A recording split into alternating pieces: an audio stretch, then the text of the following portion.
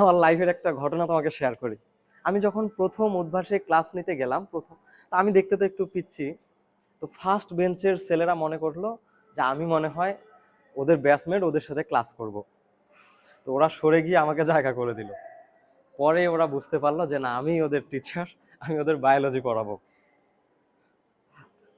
যাই হোক, তো দুনিয়ায় এরকম কিছু কিছু মানুষ আছে যাদের কোনোদিন বয়স বাড়ে না। আগামী আরো 10 বছর নিজেকে এই ইন্টারমিডিয়েটের স্টুডেন্ট বলে চালাইতে পারবো।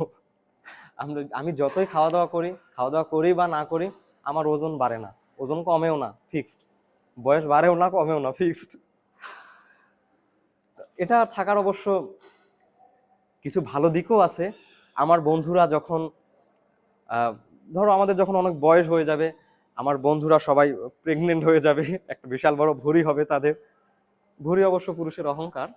তো আমার এরকম ভুঁড়ি টুরি হবে না, আমি চিরযৌবন। যাই হোক, এরকম আর কে কে আছো জানাও।